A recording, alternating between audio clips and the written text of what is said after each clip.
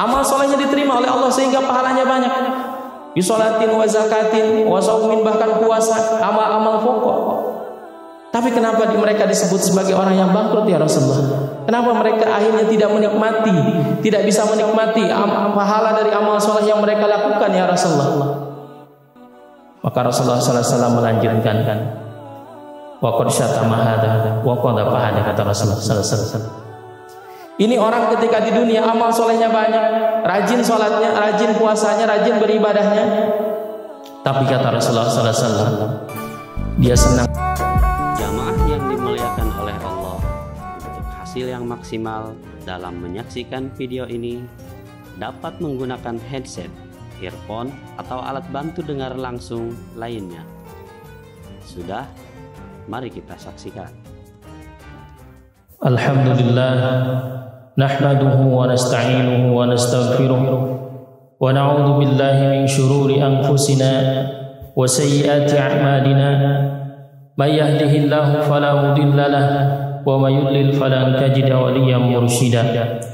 Asyhadu an la ilaha illallah wahdahu la syarika lah wa asyhadu anna Muhammadan 'abduhu wa rasuluh. Allahumma salli wa sallim ala nabiyyina Muhammadin wa ala alihi wa ashabihi ajma'in. Amma ba'd. Fa ya ayyuhal ikhwan, usi nafsi wa iyyakum bi taqwallahi faqad fazal muttaqun. Qala Allah ta'ala fil Qur'anil Karim, a'udzu billahi minasy syaithanir rajim. Ya ayyuhalladzina amanu taqullaha wa qulu qawlan sadida yuslih lakum a'malakum wa yaghfir lakum dhunubakum wa may yuti'illaha wa rasulahu faqad faza fawzan 'azima. Hadirin sidang Jumat rahimakumullah, marilah sama-sama kita menyampaikan rasa syukur kepada Allah Subhanahu wa taala atas segala nikmat yang telah Allah berikan kepada kita, wabil khusus nikmat iman serta nikmat Islam, sehingga pada siang hari ini kita tergerak hati untuk hadir dalam ibadah salat Jumat ini. Salawat serta salam kita sampaikan ke hadirat Rasulullah sallallahu alaihi wasallam. Di hari yang mulia ini, marilah sama-sama kita tingkatkan keimanan kita kepada Allah Subhanahu wa taala dengan cara melaksanakan apa yang Allah perintahkan dan sekuat tenaga kita menghindari apa yang Allah larang. Hadirin sidang Jumat rahimakumullah, dalam sebuah keterangan disebutkan ad-dunya mazra'atul akhirah. Dunia adalah tempat bercocok tanam, atau dunia adalah ladang bagi kehidupan kita nanti di akhirat. Maka apa yang kita nikmati nanti di akhirat adalah dari hasil apa yang kita tanam ketika kita hidup di dunia. Maka yang di Quran Allah banyak sampaikan tentang penyesalan orang-orang yang sudah masuk ke alam barzah. Mereka berkata, Rabbirji'un, ya Allah kembalikan lagi kami ke dunia, la'alli a'malu fima tarakt, agar aku bisa kembali beramal di dunia ya Allah. Ternyata apa yang aku lakukan ketika di dunia, sekarang setelah aku masuk ke alam barzah ternyata sangat kurang. Rabbirji'un la'alli a'malu fima tarakt. Kalla, kata Allah, tidak mungkin. Innahu kalimatun huwa qailuha wa min waraihim barzakhun ila yaumi yub'atsun. Tidak mungkin yang sudah masuk ke alam barzah bisa kembali ke dunia untuk beramal. Maka nikmatilah penyesalan yang kalian lakukan, kata Allah. Aku kasih kesempatan yang banyak ketika di dunia untuk beramal, tapi tidak kalian lakukan. Maka itulah dunia mazra'atul akhirah. Dunia adalah ladang bagi kehidupan kita nanti di akhirat. Maka karena dunia tempat bercocok tanam untuk kehidupan kita nanti di akhirat, ketika seseorang petani misalnya bercocok tanam, kadang ada yang untung, kadang ada yang rugi, bahkan ada yang bangkrut. Seperti sekarang misalnya petani menanam cabai karena berharap keuntungan yang banyak ketika panen, tapi ternyata ketika panen harganya turun, maka bukan keuntungan yang didapatkan, tapi kerugian, bahkan kebangkrutan. Sama halnya nanti dengan orang-orang di akhirat nanti. Banyak orang di akhirat yang di dunianya banyak beramal, untuk kehidupan akhirat nanti. Salat tidak pernah ditinggalkan, puasa dia tunaikan, zakat dia tunaikan, dia tidak pernah meninggalkan amal yang Allah perintahkan. Salat tidak pernah dia tinggalkan, bahkan dia berusaha salatnya, belajar bagaimana salat sesuai dengan apa yang dicontohkan oleh Rasulullah SAW. Puasa, zakat, dan amal-amal soleh lainnya dilakukan. Tapi ternyata di akhirat orang ini termasuk ke dalam kelompok orang yang bangkrut. Dia tidak bisa menikmati apa yang dia tanam ketika di dunia. Amal soleh yang banyak, pahala dia dapat, tapi tidak bisa dia dinikmati nanti di akhirat. Kenapa? Ada kelompok orang seperti ini nanti di akhirat. Padahal amal solehnya banyak ketika di dunia, pahalanya banyak dia dapat di dunia, tapi di akhirat dia tidak bisa menikmati pahala serta apa yang dia lakukan di dunia. Amal soleh yang dia lakukan di dunia. Siapakah mereka? Dalam sebuah hadis yang diriwayatkan oleh Imam Muslim dari Abu Hurairah radhiyallahu anhu, suatu hari Rasulullah sallallahu alaihi wasallam berkumpul dengan para sahabat. Kemudian Rasulullah bertanya kepada para sahabat itu, kata Rasulullah, "Ata'rifuna manil muflis?" Wahai sahabatku, tahukah kalian siapakah orang yang muflis atau orang yang bangkrut sesungguhnya? Para sahabat menjawab sesuai dengan apa yang mereka pahami. Kata para sahabat, "Al-muflisu fina mala dirhamalah wala mata." Ya Rasulullah, orang bangkrut menurut kami itu adalah orang yang tidak memiliki dinar dan harta, orang yang tidak memiliki uang, orang yang habis depositonya, orang yang bangkrut perusahaan, itulah orang yang bangkrut menurut kami ya Rasulullah. Kata Nabi, itu bukan orang yang bangkrut, karena dunia tempat ujian.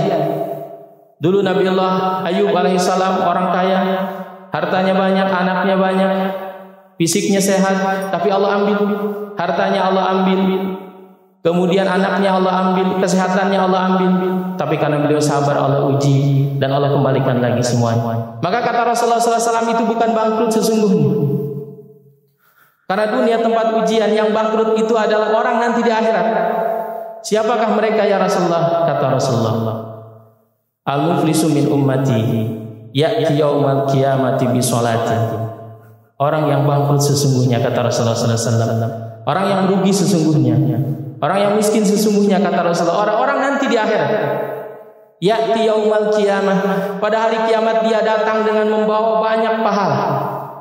Pahala sholat dia bawa. Berarti orang ini adalah orang soleh ketika di dunia.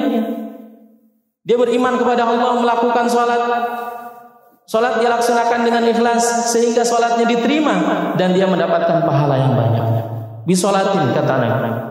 Wa zakatin, bahkan dia datang dengan membawa pahala zakat yang banyak. Sedang nisab dia bayarkan zakatnya, baik zakat yang wajib ataupun zakat yang sunnah, infak sedekah, dia tunaikan. Dan dia pupuk amal soleh itu dengan keikhlasan dan ittiba' Rasul. Maka pahalanya diterima. Amal solehnya diterima oleh Allah sehingga pahalanya banyak. Bisolatin wa zakatin wa saumin, bahkan puasa, amal-amal pokok.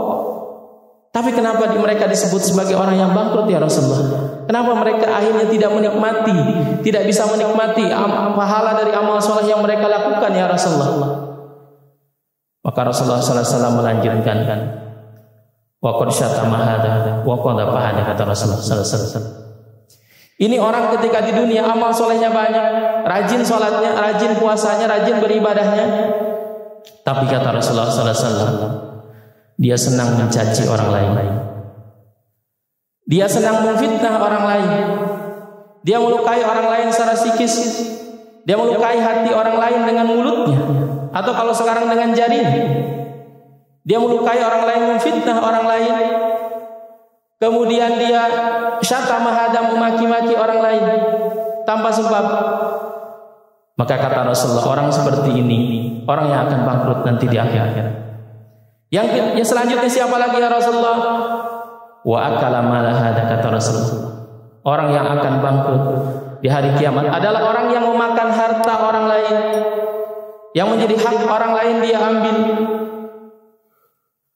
Wasafa kata mahada, kata Rasulullah SAW. Yang ketiga, adalah orang yang menumpahkan darah orang lain, wa daraba hada, dan memukul orang lain.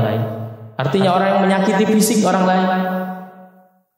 Maka apa yang terjadi pada hari kiamat? Maka orang-orang tersebut yang disakiti oleh dia, hatinya yang disakiti fisiknya oleh orang tersebut, yang diambil hartanya, yang diambil haknya, maka orang-orang tersebut akan datang menemui orang tadi, orang beriman tadi yang amalnya banyak. Fayu'ta min hasanati, maka amal kebaikannya diambil. Amal kebaikannya diambil. Kalau misalnya yang dia zalimi tersebut, yang dia sakiti tersebut 1-2 orang, mungkin amalnya masih tersisa. Tapi kalau yang dia sakiti, kalau yang dia zalimi itu banyak orang, satu perusahaan, satu negara bahkan misalnya, maka tidak akan tersisa amalnya. Maka ketika amalnya sudah tersisa, sementara orang yang dia zalimi itu banyak, sementara orang yang dia sakiti ketika di dunia itu banyak, maka mereka terus mendatanginya. Maka dosa-dosa orang yang dulu dia sakiti akan diberikan kepada orang tadi. Maka apa yang terjadi? Orang tadi soleh, sholatnya banyak, pahalanya, puasa, zakat, dan amal soleh lainnya, tiba-tiba dia menjadi orang yang tidak punya pahala sama sekali. Bahkan dosanya banyak. Dosa orang lain, orang-orang yang dia zalimi, diberikan semuanya ke dia. Maka kata Nabi, orang seperti ini faturiha finnar, maka akhir dari kehidupan orang ini Allah masukkan ke dalam nerakanya Allah. Walaupun ketika di dunia amal solehnya banyak, tapi ternyata dia banyak melakukan hal-hal seperti itu tadi. Maka kita berlindung kepada Allah. Kita harus hati-hati dengan perbuatan-perbuatan tersebut, dosa-dosa sosial yang tidak terasa. Makanya Rasulullah SAW sangat takut dengan perbuatan tersebut. Rasulullah SAW beliau sangat berhati-hati, bahkan dalam sebuah kisah. Beberapa hari menjelang Rasulullah SAW wafat, beliau kumpulkan para sahabat. Beliau kumpulkan semua para sahabat. Kemudian beliau sampaikan, kata beliau, maka siapa saja di antara kalian, kata Rasulullah SAW, yang pernah aku sakiti, bangkitlah dan balaslah aku, kata Rasulullah SAW.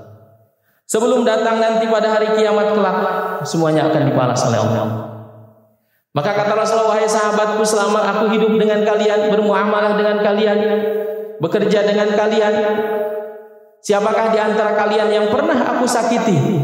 Maka sampaikan sekarang, kata Rasulullah SAW. Kalau perlu balas-balas sekarang, kata Rasulullah SAW. Sampai 3 kali Rasulullah menyampaikan itu, tidak ada satupun sahabat yang berani. Tapi ketika terus Rasulullah menyampaikan itu, ada seorang sahabat yang mengangkat tangan, saya ya Rasulullah. Dalam riwayat sahabat itu adalah Uqasyah, tapi dalam riwayat Abu Dawud sahabat itu adalah Usaid bin Hudair. Kemudian sahabat itu bilang, ya Rasulullah, Anda dulu pernah menyakiti saya. Kata Rasulullah, kapan? Dulu, mungkin Anda tidak sengaja, atau sengaja, saya tidak tahu. Kapan? Kata Rasulullah, dulu saat perang Badar, saya pernah terkena cambuk oleh Anda. Badan saya pernah terkena cambuk oleh engkau ya Rasulullah. Kata Rasulullah, Bilal, ambilkan cambuk yang dulu aku pakai di rumah Fatimah. Kemudian Bilal pergi mengambil cambuk tersebut. Sampailah di tangan Rasulullah SAW. Kata Rasulullah, kemudian dikasih ke Uqasyah. Silahkan sekarang, kata Rasulullah SAW, balas. Dulu seperti apa? Kata Uqasyah, dulu saat aku turun dari unta, kemudian engkau mengayunkan pecutmu, cambukmu mengenai tubuhku. Kata Rasulullah, silahkan pukul aku sekarang.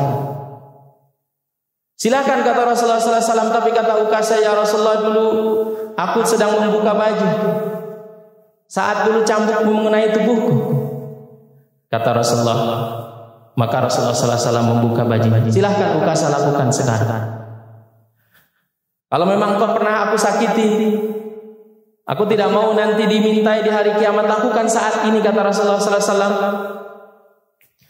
Kemudian kata Uqasyah, tidak mungkin aku bisa melakukan itu. Kemudian beliau peluk Rasulullah SAW. Beliau peluk Rasulullah SAW dan beliau cium Rasulullah SAW. Maka dari kisah itu bisa kita paham, ya, Nabi Muhammad SAW adalah seorang nabi yang sudah dijamin oleh Allah masuk surga, bahkan beliau akan ditempatkan di tempat paling tinggi di sisi Allah. Namun beliau begitu berhati-hati. Beliau berhati-hati terhadap manusia.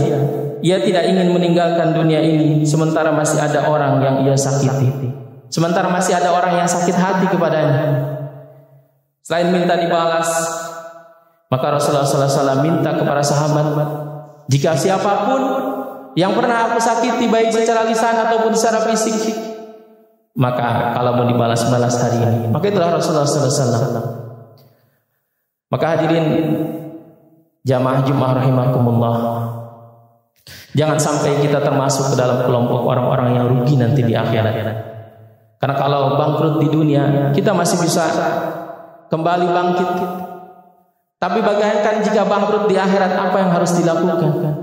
Amal soleh kita sudah habis karena diambil oleh orang-orang yang pernah kita zalimi ketika di dunia. Makanya Nabi pernah menyampaikan dalam sebuah hadis, aksaru ma yudkhilul jannata taqwallahi wa husnul khuluq.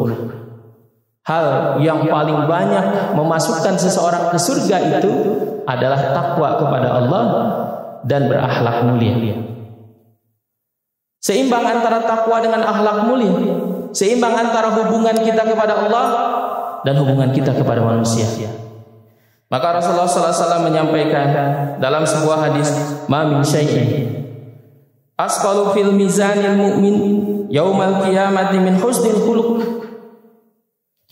Tidak ada sesuatu yang paling memberatkan dalam mizan nanti di hari kiamat, dalam timbangan nanti di hari kiamat, kecuali akhlak yang baik.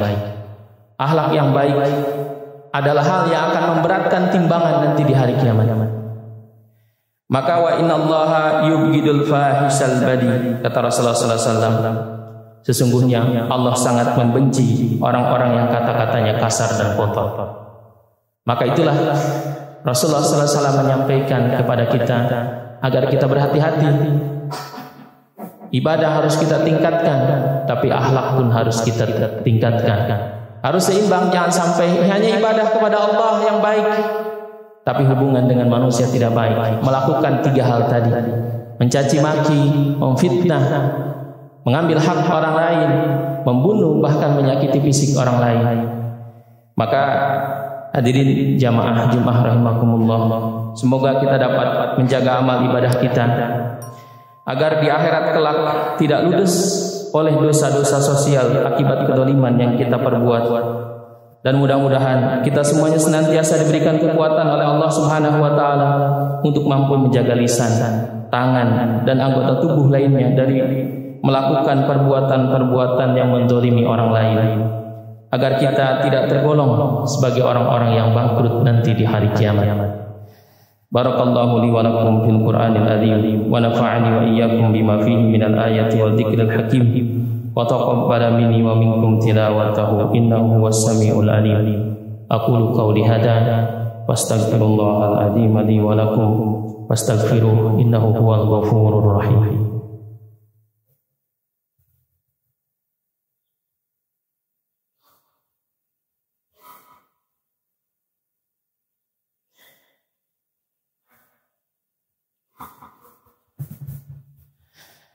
Alhamdulillahi ala ihsanihi wa syukru lahu ala taufiqihi wa imtinanihi wa asyhadu an la ilaha illallah wahdahu la syarika lah wa asyhadu anna sayyidana Muhammadan abduhu wa rasuluhu da'iya ila ridwanihi.